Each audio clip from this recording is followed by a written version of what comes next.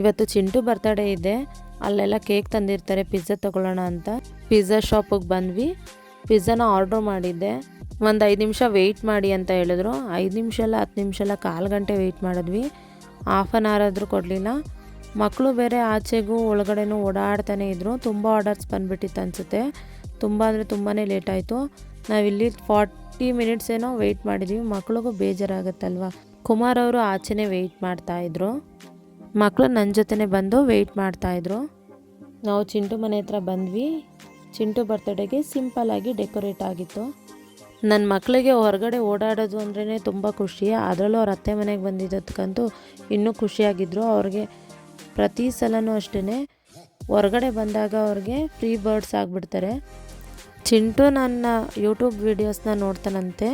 ನಮ್ಮ ಚಿಕ್ಕಿಯಾಗಿ ಹೇಳ್ತಿದ್ರು, ನೀನು ಯಾವುದೇ ವೀಡಿಯೋಸ್ನ ಹಾಕಿದ್ರು ಚಿಂಟು ಎಲ್ಲ ವೀಡಿಯೋಸ್ನೂ ನೋಡ್ತಾನೆ ಅಂತ. ಚಿಂಟು ಬರ್ತಡೆಗೆ ಚಿಂಟು ಫ್ರೆಂಡ್ಸ್ ಎಲ್ಲ ಬಂದಿದ್ರು.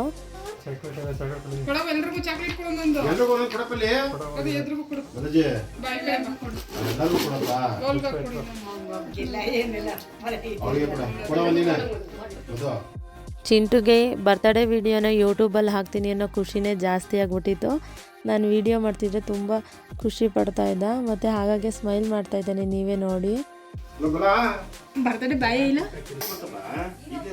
ಬಸ್ ಏನು ಬುಲೆಟ್ ನಿಮ್ಮ ಅಪ್ಪನ ಪಕ್ಕದಲ್ಲಿ ನಿಲ್ಸ್ಬಿಟ್ಟಿದ್ದೀರಾ?